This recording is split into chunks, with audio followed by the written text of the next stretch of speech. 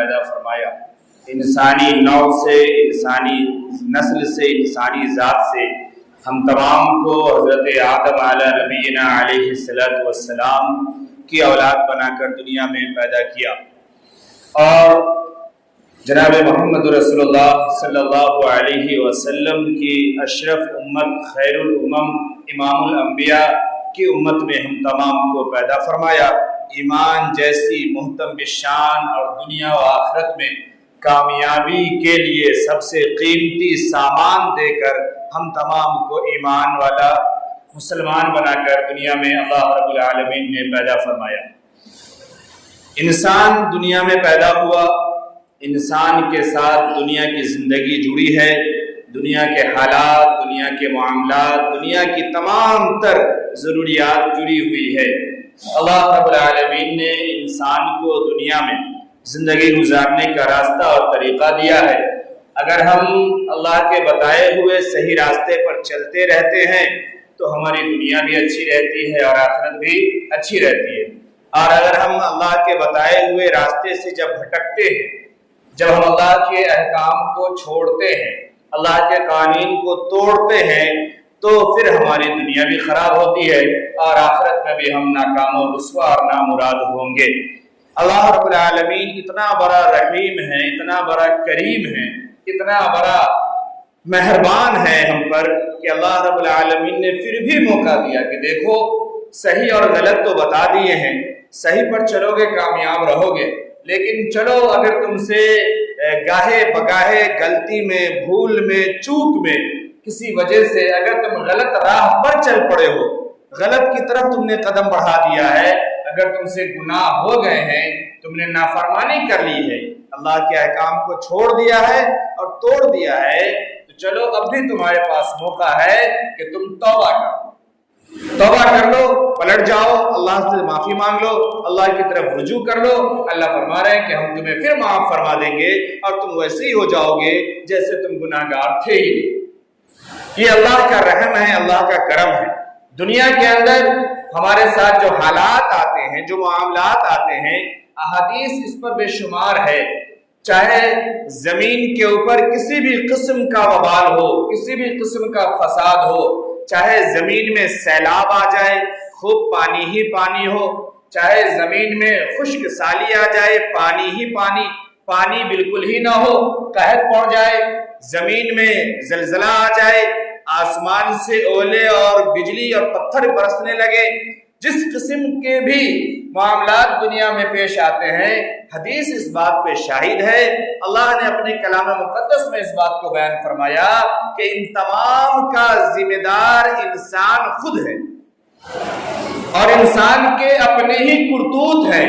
جب انسان عدل کو چھوڑ دیتا ہے، جب انسان ظلم کی طرف چلا جاتا ہے، جب انسان حقوق کو چھوڑ دیتا ہے، حقوق تلفی کی طرف چلا جاتا ہے، جب انسان حلال کو چھوڑ دیتا ہے، حرام کو اپنا شوق اور اپنا پیشہ بنا لیتا ہے، جب انسان سچ بولنے کو چھوڑ دیتا ہے، جھوٹ کے ٹکوں کی وجہ سے جھوٹ بولتا ہے، جب انسان مظلوم کو جانتے ہوئے ظالم کا ساتھ دیتا ہے، جب انسان ایک معاملے کو جان رہا ہو کہ یہ ایسا کام ہے، یہ ایسے امور ہیں، یہ ایسے گناہ ہیں کہ جس کی وجہ سے محلہ تباہ ہوگا، نسل تباہ ہوگا، معاشرہ تباہ ہوگا، پوری بدامنی پھیلے گی، لیکن پھر بھی انسان رکا رہے، اپنی زبان کو روک لے، اپنے ہاتھ پاؤں کو روک لے۔ ہم کیوں بولے؟ ہم بولیں گے تو ہم بدنام ہو جائیں گے، ہم آگے بڑھیں گے تو لوگ ہمیں ہی کوسے گا، ہمیں ہی گالیاں دے گا۔ یہ سوچ کر کے اگر انسان رک جائے اور وہ گناہ پھیلتا رہے، بڑھتا رہے، بدامنی عام ہوتی رہے، ظلم و ستم کا بازار گرم ہوتا رہے، بے حیائی خوب پھیلتی رہے، بدکاریاں عام ہوتی رہے، بدکرداریاں اپنے شباب پر چلی جائے، پھر اللہ تبارک و تعالیٰ اس قسم کے حالات لاتے ہیں اور اس قسم کے فسادات زمین میں پیدا ہوتے ہیں کہ کبھی کہیں پانی ہی پانی خوب ہوگا اور کبھی پانی ہی نہ ہوگا، اور کبھی ایسا ہوگا کہ اللہ زمین کو جھنجھوڑ دے گا، کبھی اللہ ایسا ہوگا کہ آسمان سے بادل کے ٹکڑے گرا دیں گے، پتھر برسا دیں گے، بجلیاں گر جائے گی، اور یہ سب انسانوں کی وجہ سے ہوگا۔ ظہر الفساد فی البر والبحر بما کسبت ایدی الناس لیذیقہم بعض الذی عملوا۔ تم तुम ने जो कुछ काम ऐसे किए हैं, कुछ करतूत ऐसे किए हैं, अल्लाह सबको भी नहीं शुमार फरमा रहे हैं। अल्लाह ये भी नहीं कह रहे कि तुम्हारी इतने ये सारे गुनाह जो है उसकी वजह से नहीं, अल्लाह फरमा रहे इसमें से कुछ गुनाहों की वजह से हम सिर्फ ये वबाल ला रहे हैं। बाज़ल्लज़ी आमिलू लअल्लहुम यरजिऊन, ताकि तुम अभी अल्लाह की तरफ पलट जाओ, अभी सुधर जाओ, अभी संवर जाओ, अभी अपने रूह की फिक्र करो, अभी अपने जिस्म की फिक्र करो। अल्लाह का दिया हुआ सब कुछ अमानत है।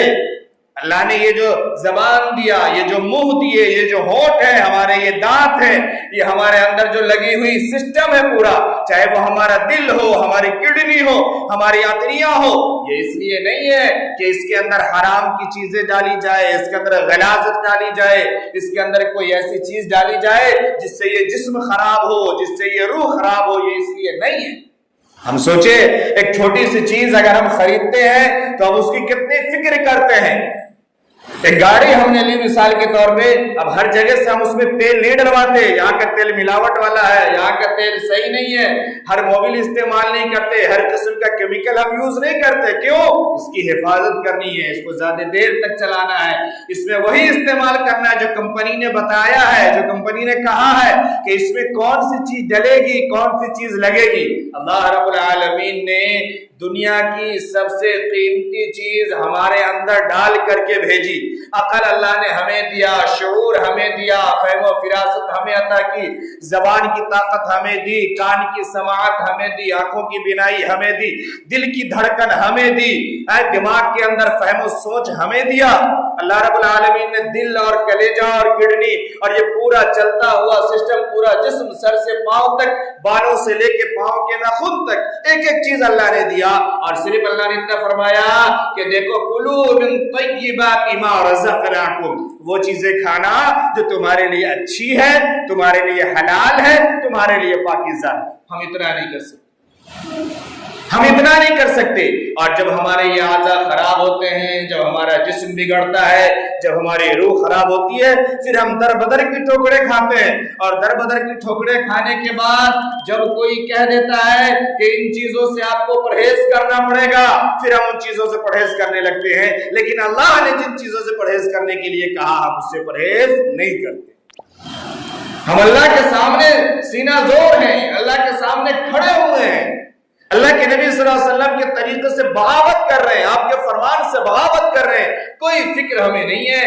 एक अदना सा कोई कह दे कि आपको ये सामान इस्तेमाल नहीं करना वरना आपका ये मर्ज़ बढ़ जाएगा, हम रुक जाते हैं, हम उसे खुदा मान लेते हैं, हम उसे उस मर्ज को शिफा देने वाला मान लेते हैं। हम ये समझते हैं कि ये मना कर दिया है और दवा दिया है तो हम इससे बच जाएंगे।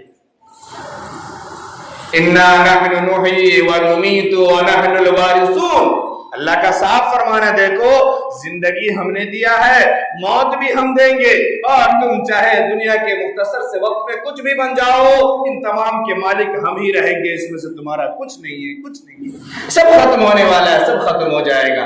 मैं मुख्तसर ही अर्ज कर रहा कि अल्लाह ने जो हमें रास्ता दिया सही, हम उसे अपनाते हैं, दुनिया भी अच्छी रहती है, दुनिया के तमाम मामलात अच्छे रहते हैं, ये अल्लाह का वादा है। अल्लाह ने कुरान में वादा फरमाया है कि जब बंदा ईमान के साथ होता है और हमारे तरीके पर होता है, मेरी इताअत पर होता है, फिर हम उसकी दुनिया की जिंदगी भी अच्छी बनाते हैं, ऐशो आराम वाली बनाते हैं, खुशहाल बनाते हैं। लेकिन जब वो मुझसे कट जाता है, जब वो मेरे रास्ते से हट जाता है, मेरे जिक्र से, मेरे फरमान से हट जाता है, फिर हम उसकी दुनिया की जिंदगी को ही तबाह बर्बाद कर देते हैं। और वो तबाही ये अलग अलग किस्म से हो सकता है। मैंने अर्ज किया, कभी आसमान से, कभी जमीन से, कभी खुशकसाली से, कभी पानी से, ये सब होता है। और ये सब की वजह हमारे करतूत हैं, और ये सब की वजह हमारे गुनाह है। हमें अपना मुहासबा करना चाहिए और अपने आप को चेक करना चाहिए। आज हम में का कोई शख्स, सबके बात कर रहा मैं, कोई आज हम में का अपने आप को गुनहगार मानने को तैयारी नहीं। कोई नहीं कहता कि हम गुनहगार हैं।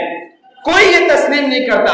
دنیا کے سامنے تسلیم نہ کرنا صحیح, کوئی اپنے رب کے سامنے اپنے آپ کو گناہگار ثابت کرنے کو تیار نہیں. کوئی اپنے رب کے سامنے ہاتھ اٹھا کے نہیں روتا. کوئی اپنے رب کے سامنے کبھی 2 رکعت نماز پڑھ کے یہ نہیں کہتا کہ اللہ میں نے جھوٹ بولا ہے, اللہ میں نے بدنظری کی ہے, اللہ میں نے بدکلامی کی ہے, اللہ میں نے بدکرداری کی ہے. کیا کیا گناہ ہیں جو ہم صبح سے شام تک کر رہے ہیں, لیکن ہم اپنے رب کے سامنے بھی نہیں جھکتے, اپنے رب سے بھی اقرار نہیں کرتے اور اپنے رب سے بھی معافی نہیں. اللہ کے نبی صلی اللہ علیہ وسلم نے فرمایا اذا اعترف العبد, کہ جب بندہ گناہ کا اقرار کر لیتا ہے, جب بندہ گناہ کو قبول کر لیتا ہے, جب مان لیتا ہے کہ میں نے گناہ کیا, ثم تاب, اور پھر توبہ کرتا ہے, تاب اللہ, پھر اللہ اس کی توبہ کو قبول فرماتے, پھر اللہ اسے بخش دیتے, اللہ اسے معاف فرما دیتے. ہم غور کر کے دیکھیں اتنے بڑے مجمع میں, اتنی بڑی مسجد میں, کہ ہم میں کے کون سے لوگ ہیں جو کب آخری مرتبہ 2 رکعت نماز پڑھ کے اللہ کے سامنے ہاتھ اٹھا کر کے روئے ہیں اور گر گرائے ہیں کہ اللہ ہم سے کوئی گناہ ہو گیا ہے. غور کر کے دیکھ لیں, کسی بھی معاملے میں, چاہے دنیا کا معاملہ ہو, چاہے رشتہ داری کا معاملہ ہو, چاہے کاروبار کا معاملہ ہو, چاہے اللہ کے حقوق کا معاملہ ہو, کوئی بھی معاملہ ہو, ہم اللہ کے سامنے یہ کہیں ہو کہ اللہ اس معاملے میں ہم سے غلطی ہوئی ہے, اللہ ہم نے گناہ کر دیا, معاف فرما دے. آپ سروے کر کے دیکھ لیں اپنا اپنا کہ ہم میں کا کون ہے جس نے کبھی معافی مانگی.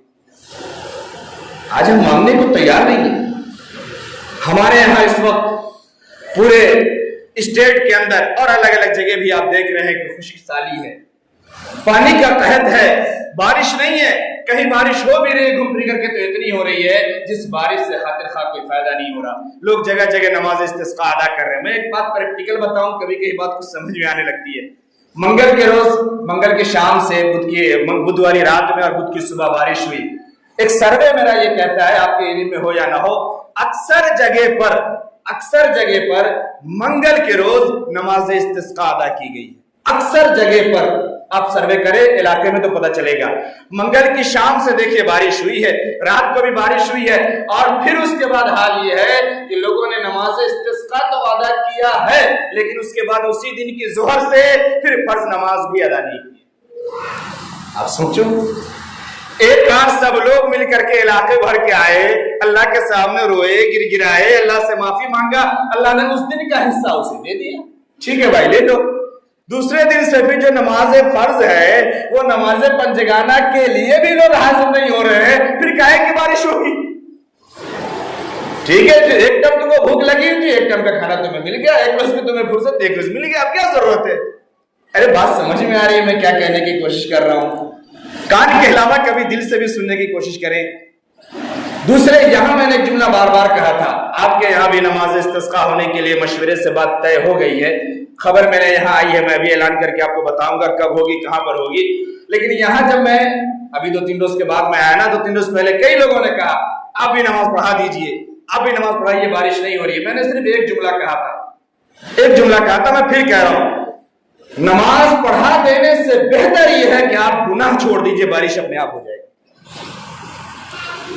نماز استسقاء کا جو کنسپٹ ہے, اس کی جو روح ہے, اس کی جو اصلیت ہے, وہ یہی ہے تجدید توبہ, گناہ سے معافی مانگنا, رب کے سامنے جا کر کے یہ اقرار کرنا کہ اللہ ہم نے گناہ کر دیا ہے. کہیں ایسا نہ ہو کہ یہ نماز استسقاء بھی ایک فیشن بن جائے کہ لوگ نکل جائے, خالی پڑھ لے عید کی طرح, ہنستے گاتے گھومتے ویڈیو بناتے, اور پھر جہاں سے چلے تھے وہی کے وہی ہے, اور یہ سوچے کہ بارش ہوگی. ایسا کیسے ہو سکتا ہے؟ اس کے لیے شرط یہ ہے کہ ہم گناہ کو چھوڑیں, گناہوں سے توبہ کریں, اللہ سے معافی مانگے. استسقاء کے 3 طریقے لکھے گئے ہیں. ایک طریقہ یہ ہے کہ آدمی مطلق صرف اللہ سے یہ دعا مانگے کہ اللہ ہمارے یہاں قحط ہے, بارش نہیں ہو رہی ہے, خشک سالی ہے, انسان بھی پریشان ہے, جانور بھی پریشان ہے, اللہ بارش فرما دے. ایک طریقہ یہ بھی ہے. میں پھر وہی جملہ عرض کروں, آپ غور بتائیں آپ میں سے کوئی شخص کہ کسی نے دعا کیا ہے, کسی نے بھی اللہ سے مانگا, مجھے کہہ رہے دعا کر دیجئے, نماز پڑھا دیجئے, کیا ہو جائے گا میرے کر دینے سے, جب آپ کے کرتوت ٹھیک ہونے کا نام نہیں دے رہے, آپ نگاہ کی حفاظت نہیں کر رہے, زبان کی حفاظت نہیں کر رہے, اب جھوٹ چھوڑ نہیں رہے, معاملات کا ہیرا پھیری بند نہیں کر رہے, ہر قسم کے گناہ کو آپ چھوڑنے کو تیار نہیں ہے, میرے نماز پڑھا دینے سے کیا ہو جائے؟ بات سمجھ میں آ رہی ہے آپ کو؟ تو سب سے پہلے گناہ کو چھوڑا، گناہوں کو اسے معاف فرماتے ہیں، خطاؤں کو درگزر فرماتے ہیں، اور پھر اس کے بعد انسان کی دعا قبول ہوتی ہے، اللہ تبارک و تعالیٰ کی طرف سے بارش ہوتی ہے۔ لیکن اگر ہم اس کام کو نہیں کریں گے، صرف یہ چاہیں کہ نماز استسقاء سے بارش ہو جائے گی، بارش نہیں ہو سکتی، نہیں ہو سکتی۔ اس کا کھلا مثال ایک یہ ہے کہ ہم سب یہ کہتے ہیں کہ ہمارا یہ کام ہو جائے، ہمارا وہ کام ہو جائے، کہتے ہیں نا، لیکن ہمارا کام نہیں ہو رہا۔ کیوں نہیں ہو رہا؟ کیوں ہم صحیح راستے کی طرف چل نہیں رہے، ہم صحیح راستے کی طرف ہے نہیں، ہم غلط راہ سے چاہتے ہیں کہ کامیابی مل جائے۔ ایسا کیسے ہو سکتا ہے؟ یہ نہیں ہو سکتا۔ اس لیے گناہوں سے ہم معافی مانگے۔ میں نے جو حدیث پڑھی، اللہ کے رسول صلی اللہ علیہ وسلم نے بڑی وضاحت سے اس بات کو بیان فرمایا کہ دیکھو، جب بندہ گناہ کو مان لے، قبول کر لے، پھر اللہ سے معافی مانگے، اللہ اس گناہوں کو معاف فرما دیتے ہیں۔ اللہ رحیم ہے، اللہ نے قرآن میں وعدہ کیا ہے کہ ہم معاف بھی فرما دیتے ہیں اور رحمت بھی عطا فرماتے ہیں۔ اللہ نے قرآن میں وعدہ فرمایا کہ ہم اس سے معاف بھی فرما دیتے ہیں، پھر ہم اس سے محبت بھی فرماتے ہیں۔ اور آپ پڑھے فَقُلْتُ اسْتَغْفِرُوا رَبَّكُمْ إِنَّهُ كَانَ غَفَّارًا يُرْسِلِ السَّمَاءَ عَلَيْكُمْ مِدْرَارًا۔ استغفار تو کرو، اللہ سکھلا رہے استغفار تو کرو، گناہوں سے معافی تو مانگو، گناہ کو چھوڑو۔ دیکھو ہم کیسے تمہارے درمیان بارش بھی عطا فرمائیں گے، تمہارے مال کو بھی ترقی ملے گی، تمہیں اولاد بھی ملے گی، تمہیں قوت بھی ملے گی، تمہارے ہریالی بھی آئے گی، نہریں بھی بہیں گی، سب کچھ ہوگا۔ توبہ تو کرو، استغفار تو کرو۔ ہم یہ کرنے کو تیار نہیں ہیں۔ میرے محترم بزرگ اور دوستو، میں یہ عرض کروں آپ سے، میں نے بارہا کہا کہ نیکی جتنا کر سکتے ہیں ہم اتنا کریں، لیکن گناہ کو چھوڑیں۔ یہ گناہ ہے جس نے آج ہماری زیادہ سے زیادہ اور بڑی سی بڑی نیکی کو بھی سلب کر لیا ہے، اور اس گناہ کے اندر ہماری نیکی آج مغلوب ہے، اور وہ نیکیاں ہمارے لیے کارآمد نہیں ہو رہی ہے، اور گناہوں کے دلدل میں ہم پھنسے ہوئے ہر قسم کے جرائم کے شکار ہیں۔ میں ایک جملہ عرض کروں، بیچ میں دو باتیں میں کہہ کے بات ختم کر رہا ہوں۔ میں نے اب کرنٹ بات کرنا چھوڑ دیا، بہت دنوں سے آپ نے غور کیا ہوگا، لیکن آج میں کرنٹ دو بات کرنے کی کوشش کر رہا ہوں، بڑے غور سے سمجھیے، 5 منٹ کے اندر۔ ایک بات یہ، ایک بڑی صاف حدیث آپ سب جانتے ہیں، خوب بیان کیا ہے میں نے بھی اور آپ نے سنا، کہ اذا مات عبدہ انقطع عملہ، جب انسان دنیا سے مر جاتا ہے اس کے تمام اعمال ختم ہو جاتے ہیں، سب کچھ ختم ہو جاتا ہے، وہ ڈاکٹر ہو کہ انجینئر ہو کہ پروفیسر ہو کہ لکھپتی ہو کہ کروڑ پتی ہو، کچھ بھی ہو، کروڑ پتی ہو، کوئی فرق نہیں پڑتا، سب ختم ہو جاتا ہے۔ صرف 3 چیزیں کام آتی ہیں، ایک علم جس سے لوگ بعد میں فائدہ اٹھاتے رہے، اس سے بات کر چکا ہوں، دوسرے اولاد صالح جو اس کے لیے بعد میں کچھ کر سکتی ہو، تیسری ایک چیز کیا تھی؟ ایسا کام، ایسا صدقہ جو صدقہ جاریہ ہو اور اس کے ذریعے سے انسان اس کے مر جانے کے بعد تک فائدہ اٹھاتا رہے، تو جب تک وہ چیز رہتی ہے تب تک اس کا ثواب ملتا رہتا ہے نا۔ آج اس کے مثال میں آپ نے اکثر ایک جملہ سنا ہوگا کہ چاہے ہم کوئی پیڑ ایسا لگا دے کہ جب تک اس سے لوگ یا چڑیا کوئی بھی فائدہ اٹھاتا رہے، اس کے سائے میں لوگ بیٹھتے رہیں گے تو ثواب ملے گا، یا ہم کنواں کھودوا دے تو پانی جب تک لوگ پیتا رہے گا تب تک ثواب ملے گا۔ یہاں تک تو جانتے ہیں نا، اس وقت کنواں کا کنسپٹ بدل گیا ہے، اس وقت کنواں ختم ہو گیا ہے۔ بڑی غور سے سمجھے اس بات کو، اگر اس وقت صدقہ جاریہ آپ کر سکتے ہیں، اکیلے ہو تو اکیلے یا مل کر کے ہو تو مل کر کے، اس وقت آپ سمرسیبل لگوائیے، یہ صدقہ جاریہ ہے اور آپ کو ثواب ملے گا جب تک پانی لوگ پیے گا۔ ساری بات سمجھ میں، ایک آدمی لگوا سکتا ہے، ایسی بات نہیں ہے، ایک نہیں لگوا سکتے تو 4 مل کے بھی اگر لگوا دیں گے تو ان دونوں 4 5 جو جتنے لوگ حصہ لیں گے ان کو لگ کر کے بھی۔ یہ دیکھیے اختلاف کی بہت ساری شکلیں ہیں، تو دماغ میں آگے دیکھے گا کون، ذکر کون کرے گا، بل کون بھرے گا۔ ارے بھائی نظام بناؤ، ہر چیز کا نظام ہے، ہر چیز کا سسٹم۔ اچھا، بجلی کے بل سے ایک بات اور ذہن میں آئی، پتہ نہیں یہ بات 3 دن سے میرے دماغ میں بہت الجھن پیدا کر رہی ہے، 3 دنوں سے۔ آج آپ سب لوگ موجود ہیں، یہ سب کے تعلق سے جڑی ہوئی بات ہے، اس لیے میں یہ جملہ عرض کر رہا ہوں۔ میں اس پہ فتویٰ تو نہیں لگا رہا ہوں، لیکن آپ میری بات کو بڑے غور سے سنیے گا اور دل سے سمجھنے کی کوشش کیجیے گا، اور کسی اور بہت بڑے اچھے آدمی سے اس کے بارے میں جانکاری لینے کی کوشش کیجیے گا جو میرے دماغ میں الجھن پیدا کر رہی ہے۔ ہمارے یہاں ہر کام کے لیے الگ الگ ڈپارٹمنٹ ہے نا، الگ الگ ڈپارٹمنٹ ہے۔ ایک ڈپارٹمنٹ وہ ہے جو پولیس کا ہے، ایک ڈپارٹمنٹ وہ ہے جو بجلی کا ہے، ایک ڈپارٹمنٹ الگ ہے جو پانی کا ہے۔ نگر نگم میں بھی سب کے شعبے الگ الگ ہیں، سب کے بابو بھیا اور جئی اور آفیسر الگ الگ ہیں۔ بات سمجھیے گا، میں پتہ نہیں یہ بات صحیح میری ہوگی انشاءاللہ. چونکہ جب دل میں بات کھٹکتی ہے نا، آقا صلی اللہ علیہ وسلم نے فرمایا کہ جو چیز تمہارے دل میں کھٹک پیدا کرے سمجھ لو کہ وہ چیز گناہ ہے. یہ حدیث ہے کہ جو چیز تمہارے دل میں اگر چبھنے لگے، کھٹک پیدا کرے، سمجھ لو کہ وہی گناہ ہے، وہی برا ہے. یہ جملہ میں 3 دن سے میں اس کی الجھن میں ہوں. آج میں آپ کے سامنے رکھ رہا ہوں اس بات کو. آپ سب نے پورے محلے میں ایک سمرسیبل سے پانی کا کنیکشن لے لیا ہے. اچھی بات ہے، پانی کی ضرورت ہے، پانی کا کنیکشن لینا چاہیے. پانی بھی استعمال کر رہے ہیں. اب چونکہ اس ہفتے میں مجبوری یہ تھی کہ ادھر ادھر مجھے بھی وہی پانی پینا پڑا، وہی پانی کا بنا ہوا کھانا بھی کھانا پڑا، اور بڑی الجھن سے پیدا ہو گئی 3 دنوں کے اندر. الجھن کیا ہے؟ الجھن یہ ہے، سمجھیے، میں آخری جملہ عرض کر رہا ہوں بڑے غور سے. الجھن یہ ہے کہ بجلی کا ڈپارٹمنٹ آپ کے یہاں الگ ہے، پانی کا ڈپارٹمنٹ آپ کے یہاں الگ ہے. سرکار نے کسی بھی فنڈ سے کیسے بھی سمرسیبل آپ کے یہاں لگوایا، ٹھیک ہے، پورے محلے کے لوگ اس سے پانی لے رہے ہیں. سرکار نے سمرسیبل کے ساتھ میں میٹر لگایا تھا، آپ نے اس میٹر کا استعمال نہیں کیا. وہ میٹر کیسے رن اپ ہوگا اس کے بارے میں کوئی نہیں جانتا، کوئی نہیں پوچھا، کسی کو نہیں جانکاری ہے. اس میٹر کا بل سرکار دے گی، نگر نگم دے گا، وارڈ کمشنر دے گا، محلے والے چندہ کر کے دیں گے، کیا کریں گے اس کے بارے میں کسی کو جانکاری نہیں. میٹر کا جب ریچارج ختم ہوا، آپ نے، میں کھل کے کہوں، آپ نے چوری کی لائٹ استعمال کرنا شروع کر دی، اور چوری کے لائٹ سے پورے محلے کے لوگ ہزاروں ہزار روپے خرچ کر کے، پائپ لگا کر کے اپنے سنٹیکس تک کنیکشن آپ نے پہنچا لیا. لیکن آپ نے یہ سوچا ایک بار بھی کہ یہ چوری سے جو ہم پانی لے رہے ہیں، یہ پانی ہمارے لیے حلال ہے بھی یا نہیں؟ یہ جملہ 3 دنوں سے میرے دماغ میں کھٹک رہا تھا، میں نے آپ کے سامنے رکھ دیا. آپ کسی بڑے آدمی سے پوچھیے گا، محلے والے سے نہیں، کسی اچھے آدمی سے پوچھیے گا. بھائی یا تو نگر نگم کا کوئی آدمی جو بجلی دیکھتا ہو، وہ بجلی کا یہ چھٹپائی کا نہیں سمجھیے گا. ایک دکاندار ہے، اس کا مالک کوئی اور ہے، ایک ہے اس کے یہاں کام کرنے والا نوکر اور چپراسی ہے. اگر نوکر اور چپراسی کو اٹھیا کے چائے وائے پلا کے سکھر اکر کھلا کر کے اگر ہم کوئی سامان لے لیتے ہیں اور دکاندار کو نہیں معلوم ہے، دل پہ ہاتھ رکھ کے جواب دیجئے یہ جرم ہے یا نہیں، یہ چوری ہے یا نہیں.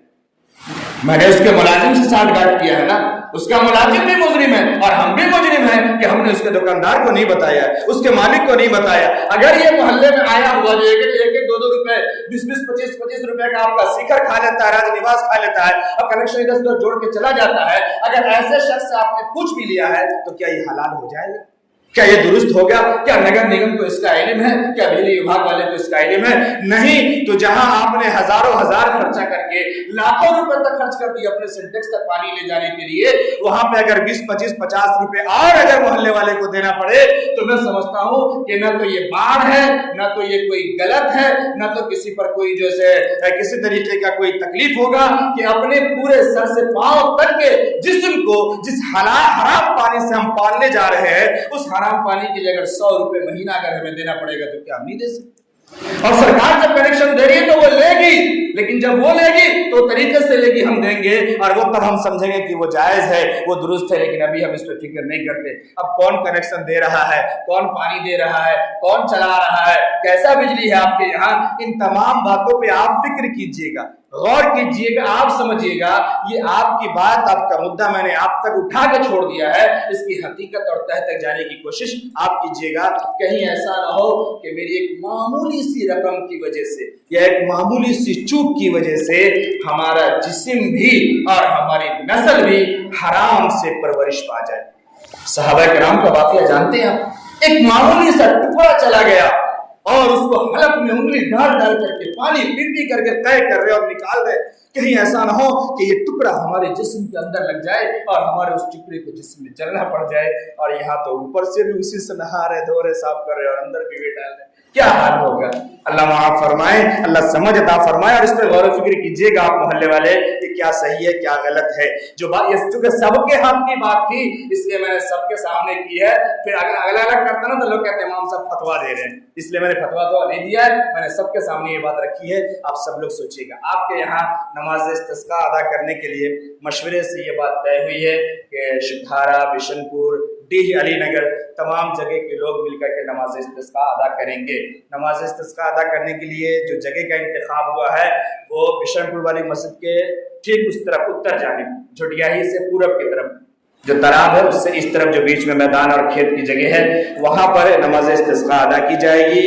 اتوار کے دن صبح 9 بجے، صبح 9 بجے اتوار کے دن نماز کا وقت وہاں پہ طے کیا گیا ہے. نماز استسقاء ادا کی جائے گی، جہاں پہ جا کر کے اپنے گناہوں سے اللہ کے سامنے رجوع کر کے معافی مانگنی ہے اور بارش کی طلب کرنی ہے. اور اگر اس بیچ میں بارش ہو گئی اور زمین گیلی رہی تو پھر دوسرا مشورہ یہ ہے کہ پھر نماز بشر پور والی مسجد میں ادا کی جائے گی اسی وقت میں صبح 9 بجے. تو آپ تمام سے گزارش ہے کہ آئیں اللہ کے دربار میں روئیں گے گنائیں. یہ سنت عمل ہے، آقا صلی اللہ علیہ وسلم نے طریقہ بتایا ہے. اس طریقے کو، اس سنت کو بھی ہم اپنی زندگی میں ایک بار عمل میں بھی لے آئیں تاکہ ہمیں اجر ثواب بھی ملے اور اپنے بھیڑ میں جمع ہو کر کے اپنے گناہوں سے رونے دھونے کا بھی موقع ملے. جن کی سنتیں باقی ہے وہ ادا کریں.